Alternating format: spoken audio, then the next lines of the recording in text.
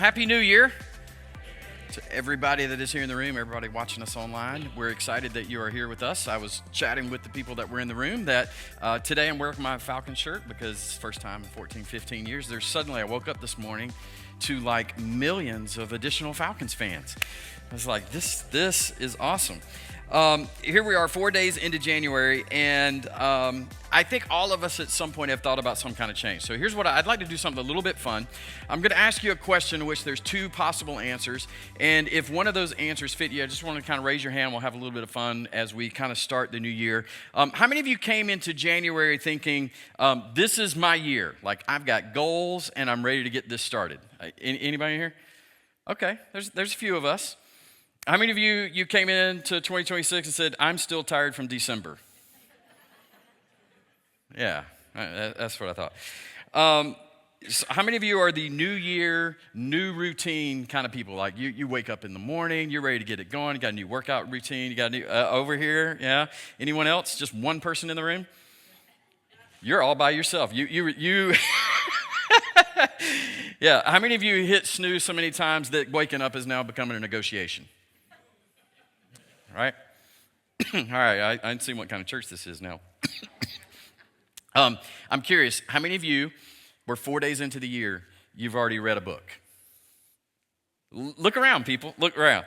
4 days into the year, you've already read a book. How many of you are like me? Books, what are these things that you speak of? Yeah. Like, I don't know what that is, man. Like, I've got a screen. It's all here. Very similar. How many of you are starting the new year? You've done well, and you're starting organized. You've got your day planner. You've already wrote things in. Everything's color-coded. I'm coming across. I want to see you. Yeah. How many of you are fly by the seat of your pants kind of people? You're just going to take, yeah, here we go. I was showing this to my wife earlier. She goes, did you take a picture of my office? I said, not really. Last one. How many of you, this is a little more serious, how many of you came into the year genuinely hopeful that something's going to feel different? Yeah, okay, that's a lot of us. How many of you would admit, maybe you don't want to admit this, you would like to be hopeful, but it's hard to be hopeful because you've been here before? Yeah, I get it. New Year does all that to us, doesn't it? Creates a lot of different emotions. And the interesting thing, when we think about a new year, we think about change. We normally don't start with big things. Like maybe you did, but a lot of us, we kind of start with small things. That's where change begins. I'm going to wake up earlier. These things we call New Year's resolutions, they're generally kind of smaller things. I'm going to read more. I'm going to get organized. I'm going to have a healthier routine. I'm going to exercise. I'm going to eat better. I'm going to spend less time on my phone. I didn't ask anybody if that was their resolution because I don't want you to have to admit that you broke it by next weekend. But we do these small things, generally not big, nothing dramatic, nothing huge, and they're really good things. But if we're honest, if you think about those small things, it's not really what you're after. When you change, you want things to really change. You don't want small things to change. But those kind of changes, they're kind of harder to name. It's kind of harder to put your finger on, like, what is that? Like, how do I get there? Because most of us don't want just a better schedule. We want a better way to live. We want to be able to experience life more, right? We don't just want new habits. I want to feel different. I want to look different. I want to have a different mindset. I want to be more present. I would like to feel more alive, more grounded. And here's what's true. I think most of us, we want change. Now, some of us don't. I've encountered people. We had someone in our church at one point that the furniture arrangement in their house has stayed the same since they got married 34 years ago. They don't want change. But most of us want change. But we want the kind of change that affects how we actually live, not how we wish we were living. Do you understand the difference? Like, I want change, but I want it to actually change me. I don't want change that, like, makes me all the things that I wish that I could be. And again, the tricky part to this is most of us can't name what that might be. We just know we can't have another year running at the same pace that we were going at. We can't have another year with the same amount of noise going on in our life, with the same feelings of feeling distant in all of our relationships, including our relationship with God. And I imagine most of you in this room, and most of you who are watching online, probably would call yourself a Christian, right? You believe in Jesus. You trust him. You've been following him. Maybe you've been following him for many, many years. But I would imagine there's a lot of us, maybe not most, but a lot of us in this room, if we were honest, you don't experience Jesus very often. Like, you know about him, you know some stories, but you don't experience him, which raises a question that maybe you've thought this, but man, I'm never going to ask that. Certainly not ever going to ask that kind of question out loud in a church. Is Christianity supposed to feel like this? Like, is this all there is? Like, is this what I signed up for? Or if I put it another way, is faith meant to be something that's just head knowledge? Like Bible memorization and I learn facts? Like is Christianity some sort of holy trivia contest? Or is it supposed to be something that I feel, something I actually experience? And that's a hard question. Not because of anything that's going on inside of us, but because of the world that we live in. It kind of works against that. We're living in a world that shapes every single one of us every single day, usually without our permission, and I would say usually without our awareness. It is shaping us into who we are. We live in a world surrounded by speed, don't we? Like, can we get it to go faster? Can this happen quickly? We were just backstage, we were talking about all the flu stuff that is going on around here. And the thing that you can do now, if you go to the doctor, you can get what? Tamiflu. What's the point of that? So that the flu ends faster. Like, we want speed. Everything has to happen fast. We live in a world surrounded by information over and over and over, constant input. And over time, this begins to trains us in what we need to think and how we need to live. And honestly, it's not a new problem. It feels new and it feels modern because it's got all this technology wrapped up in it. But the human heart has always struggled in a world with noise, with chaos, with fear, with distraction. That is not new. That has been going on all of human history.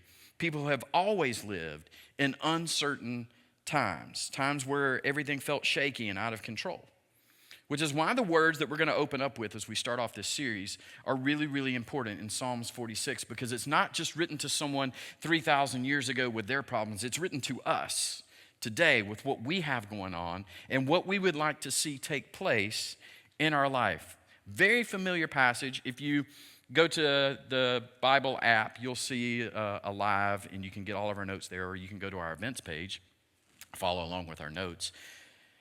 But you've probably heard this verse before. Psalm 46:10. This is God speaking, and he says, "Be still and know that I am God." Very familiar verse, but because of the familiarity, I think we can miss out on what God is actually saying. When God says be still, he's not saying do nothing. And it doesn't mean be still, just try to get away and escape real life. When you look at the Hebrew word here, a more literal meaning, if we were to try to put it in our words, would be stop striving, or let go, or cease your frantic effort, would be truer to what this might say. God is saying, look, be still, stop what you're doing. And again, he's not speaking to people that their life was all calm and easy. And he's not speaking to you thinking that your life is all calm and easy. He's just saying, hey, stop for a moment and know. And that word know is really important. Because when we think know, we think knowledge. like God is a concept. And so we study him and we learn him. This know is not to know about. It's not understanding the concept of a God. It is the kind of knowing that comes from awareness. It comes from presence. If I were to ask you, hey, do you know your spouse? Oh yeah, I know my spouse. How? Why? How did that happen? Did you read a textbook? Now, some of you may have tried to read a textbook to figure out how the person of the other sex, like, I don't understand how they think. But is that how you know them? No. You've spent time with them. You've observed them. You've watched them. You've listened to them. You know their heart's desires. You know what they're after. This is what God is saying. Know that I am God. And notice the order. He doesn't say, know that I am God, and then you can be still. That's where a lot of us think. If you can just know God, then you can be still. No. Slow down. Stop. And in that, you can know that I am God. Stillness comes first. Here's something that I have learned as I've gotten older. It's all over Scripture. I should have picked up on it earlier. Stillness is what makes awareness possible. Did you know birds chirp all day long?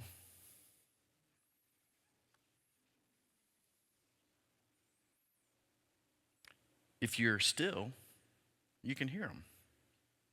But if you're busy, you hear any birds? Did you guys hear any birds yesterday? Probably not. They chirp all day long. Stillness is what makes awareness possible. You don't experience someone rushing past them. This is why we tell you to get in groups and to get in some sort of group life here at church, because saying, hey, how you doing? I'm fine, or I'm not fine, or whatever, in the 45 seconds you have in the lobby, you're just moving past someone. Do you really know them? No. You don't experience a moment when you're already thinking about the next moment. You don't experience God when your soul never slows down long enough to notice him. Psalm 46 is a call for our attention. It is God saying, stop doing what you're doing long enough to recognize that I am here. And when you begin to practice this, even in small ways, and we're going to do one together in just a moment, when you practice this, you begin to know God. Maybe not all at once. Maybe it's not very dramatic. But you'll begin to notice the difference between knowing about Jesus and knowing Jesus. Some of you know what I'm talking about. It's the difference between knowing information about someone and then spending time with them. Like there's a real difference. You don't experience a person by collecting facts. You experience them by being with them. And Psalm 46 is inviting you into that kind of thing with God himself. God doesn't say here, learn more about me. Which, it's a little confusing because I grew up in Sunday school, where what did we do? We learned all about God, which is not a bad thing. But God is saying, look, don't just learn about me, pay attention to me. This Psalm 46 is an invitation to move from belief about God to an awareness of God, from information to experience. And there's a big difference between the two. And the good news is God doesn't leave it for us to figure this out on our own. One of the reasons, and there are a few reasons that God came to earth in Jesus, but one of the reasons he came was to show us this. So Jesus takes this idea, very much he understood, he's God, so he knows Psalm 46, and he says something that is very similar, and so I want us to turn to that. So if you got a Bible, we'll go to Matthew chapter 11, and this is Jesus saying something very similar to what we just read in Psalm 46. He says, come to me, all of you who are weary and carry heavy burdens. You don't got to raise your hand. How many of you are right here? 2025 was rough. 2024 was rough. It's just been a rough 2020s. Come to me, all of you who are weary and carry heavy burdens, and I will give you rest. This is the same invitation. Be still in Psalm 46 becomes come to me. Come to me. He doesn't offer quick fixes. You know, I don't know if people told you that Jesus can fix everything. He can, but he doesn't generally do it very quick. It's a process. He doesn't offer some spiritual idea to think about. No, what he offers is, hey, come hang out with me. Come hang out with me into a relationship. And if you will do that, then real change will happen. You will get rest in hanging out. But not because your circumstances immediately change. But here's what I've learned in my life. I get rest because I'm no longer trying to carry life on my own. So I come to Jesus. You don't know how many times I come to Jesus and I'm like, whatever this is, you're here. I pastor a church, so I come to Jesus all the time and go, it's your church here. Here. And you can find rest. Then he goes on further in the next verse. So come to me and I will give you rest. Take my yoke upon you. We won't spend too much time here, but a yoke is just a teaching. It's a way of teaching. It's a big idea of teaching. So take this my way of teaching. Let me teach you, so these kind of go together, because I am humble and gentle at heart, and you will find rest for your souls. So before, be still becomes come to me, and then know that I am God becomes let me teach you. Let's hang out. Let me teach you. I'm telling us this is how change actually happens, is we spend time together. For Jesus, teaching isn't just this lesson and you take it one time and then you move on like a certification exam. No, we're going to learn something, but it's going to be ongoing. It happens through relationship.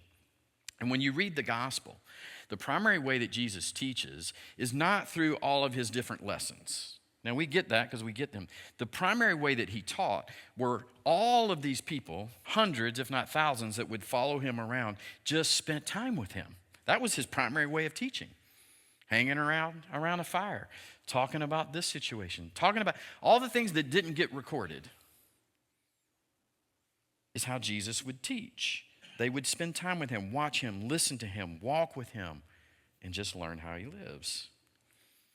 So what Jesus wants to teach us is not just what to believe. Right? Okay? And I know we spend a lot of time in churches. Here's what you need to believe. Here's what you need to believe. But Jesus doesn't just want you to know what to believe. He wants you to know how to live. Like really live. He calls it life to the full. A rich and satisfying life, depending on how you translate that. Jesus wants to teach you how to really live. He wants to teach you what God is really like. How you can trust the Father, how to respond to pressure, how to handle fear, how to love people, how to battle all those thoughts that are going on in your mind. Jesus wants to teach you. Here's how you live. And notice again, how does Jesus describe himself? If we go back to verse 29. I am humble and gentle. There's something for us to learn here. When you look at Christians online, would this be how you would describe them? Probably not. This is how Jesus describes himself. We would get that if we hang out with him and spend time with him. Jesus isn't harsh. He's not demanding. He isn't impatient with slow learners, thank God. He teaches through presence. He teaches through consistency. He teaches by example, not just by words. You say, well, Clay, how do you know? Because I spend time with him, and you can too. This is why experiencing Jesus matters, and it matters a lot. You don't learn someone's way of living from a distance. You learn by getting close, by noticing how they respond. We just went through the college football playoffs, and there are so many coaches that are coaching teams that are in the coaching playoffs that were in Nick Saban's coaching tree. They spent time with him. They learned the way he thought, the way he did. And guess what happens? They create championship teams. Jesus tells us, look, just spend time with me. And I'm gentle and humble. No matter what other people have said about me, this is what I'm saying about me. Jesus tells us where this kind of leads. So I am humble and gentle. And where does that lead, Jesus? To rest for your souls. What I'm going to teach you humbly and gently will lead to rest for your soul. Not instant relief, not some sort of escape from reality. I love how he describes it. It is a soul level rest. That's describing the kind of rest that when you are no longer fighting life on your own terms and you just, okay. I'm going to give it over. I can't control the situation anyway. Jesus. The rest, that kind of thing, it isn't achieved by trying harder. You know, I know we're going to the new year. We want to try harder. Some of you think that's what Christianity is. It's just trying harder and trying harder. It's something that grows when you experience Jesus, when you learn his way of life and begin to trust and order your life around it. You'll figure it out. And when you do that, over time, this is what I've experienced, your soul settles. You see things differently. You respond differently. You don't just experience God as an idea. You experience God as a living presence who shapes you. And that's what we're going to spend time in this whole series focusing on this idea of experiencing Jesus because it matters.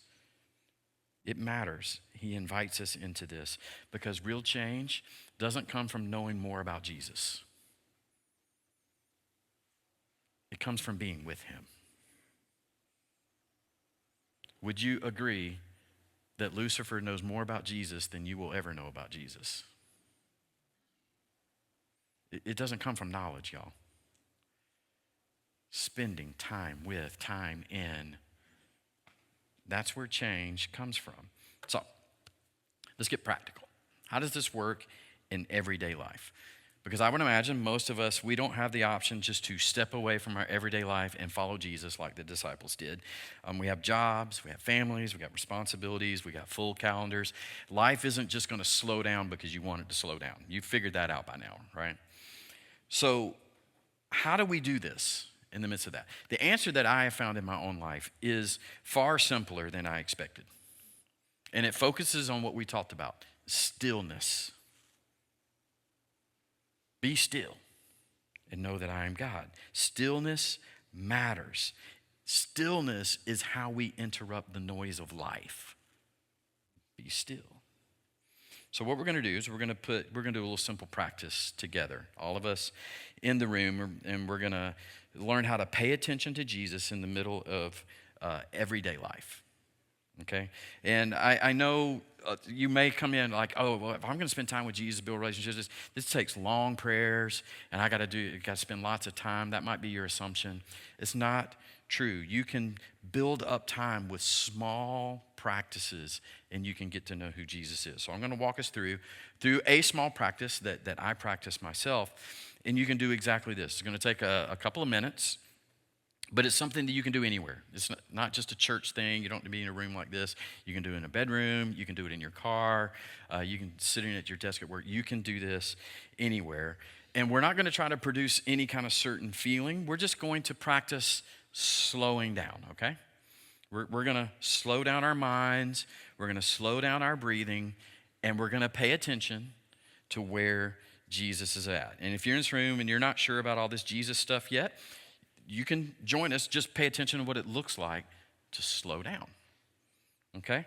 So we're going to take a couple of minutes, and we're going to do Psalms 46. Be still and know that I am God. We're going to come to Jesus, and we are going to build in a practice of continually coming so that we can find rest for our souls. So let's do this together. If you don't mind, if you'll close your eyes, nothing weird's going to happen. There's nothing you got to say out loud. You don't got to do anything out loud. I'm not going to ask you. Just let's close our eyes. That just kind of takes away some of the distractions. And as we start this, you don't need to change your posture dramatically, but it might help to just put your feet on the ground. It will kind of ground you. And to put your arms somewhere that's comfortable. It can be crossed in your lap. You can have them open as if you're going to receive something.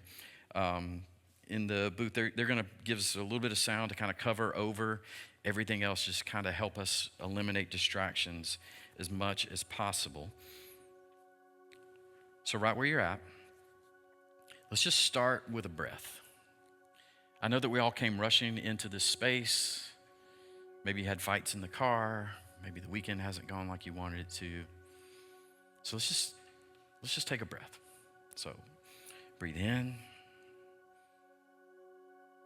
and then we breathe out.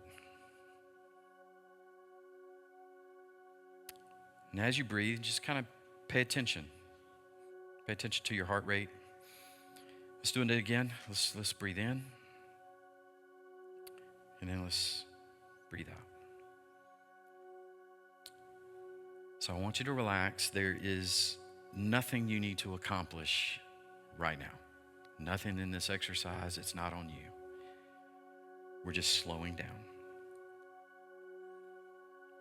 And if it helps, you're already starting to think about what's next, just begin to put that off to the side. Stop doing that internal multitasking thing. Just try. Hear yourself breathe. Now, quietly in your mind, I want you just to acknowledge Jesus' presence. There don't have to be any special words. The ones that I use, Jesus, I'm here. So you can just say that. Jesus, I'm here. Now let's just sit with that for a moment. Feel yourself breathe. And if you start getting distracted, all the thoughts are coming to your mind, just bring yourself back. Jesus, I'm here.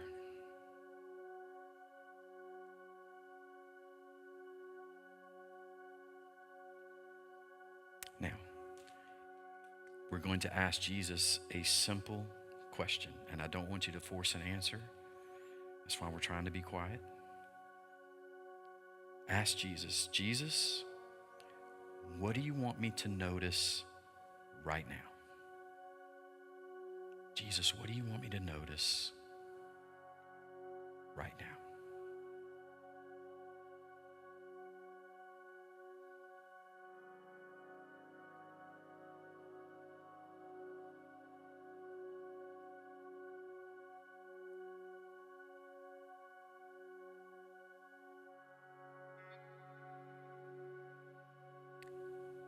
Jesus, is there anything weighing on me more than it should?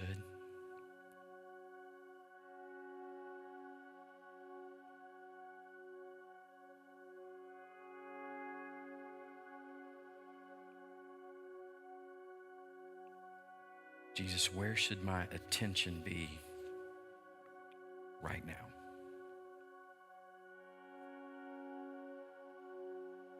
And again, you're not necessarily looking for a voice or a feeling. You're just paying attention.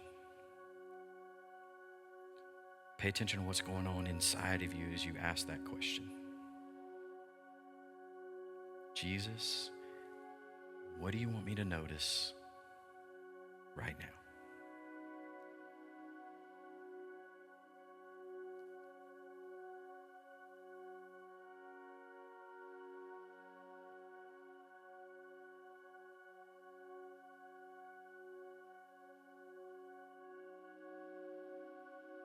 You might be getting a thought. It could be a feeling. It could be a memory. It could just be an awareness that you are slowing down. None of that is the point. The point is noticing that Jesus is here.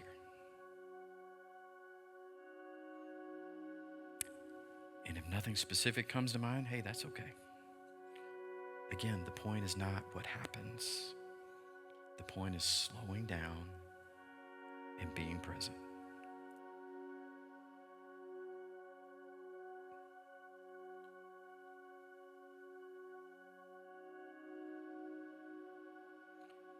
Let's take one more breath in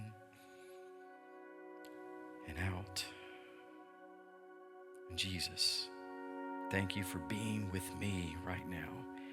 Help me to notice you more today. Help me notice you more today. Help me notice you more today. Okay, you can open your eyes.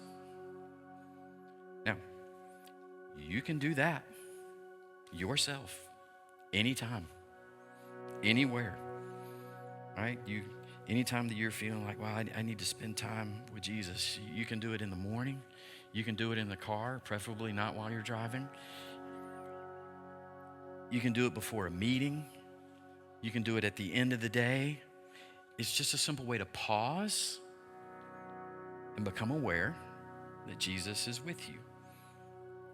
And again, the point of an exercise like that is not what you might see or feel. Those are great.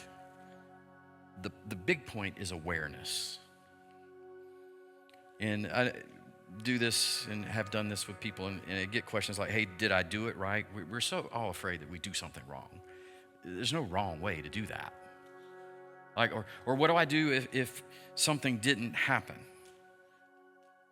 It's okay. Like, what were you expecting to happen? There were just no expectations. Maybe you heard something that Jesus said, maybe you didn't. You know, some of you, maybe you got pictures and you saw some things and maybe a thought came to mind or a memory, or maybe it didn't. I do this many times, and there are a lot of times that nothing happens. That's okay. Have you ever sat in a room with someone that you love and you sat there for a long time, 30 minutes or an hour, and you never said anything, but yet you still feel connected? You ever done that? Like, the point isn't all of the conversation and the noise. The point is we're together. In that togetherness, we feel connected. It's the same thing that's here. One really important word of guidance that I do need to say, though. If you're ever in a time, and maybe it happened to you just now, or you're ever doing this exercise, and at any point you have thoughts that are condemning or shaming or full of guilt or fearful, that's not how Jesus speaks, right? God does correct, Jesus does correct, but he does it in a way that's clear and loving, not heavy and crushing. So I just need to say that. There's a lot of different voices in the spiritual world. If you hear that, that's not God, and you don't have to go with that. How did Jesus describe himself? Let's go back, if you don't remember. Humble and gentle, right?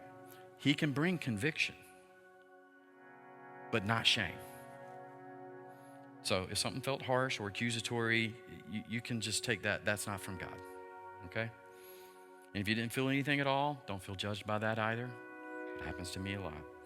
This is something that grows with practice. And as you do this, you will experience Jesus, which I would hope, if you're a Christ follower, you would like to experience him.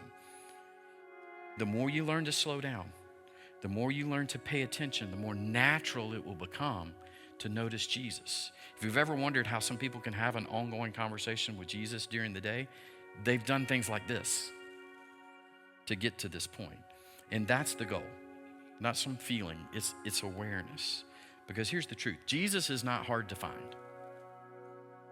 He's not waiting on you to reach some sort of spiritual level before he shows up.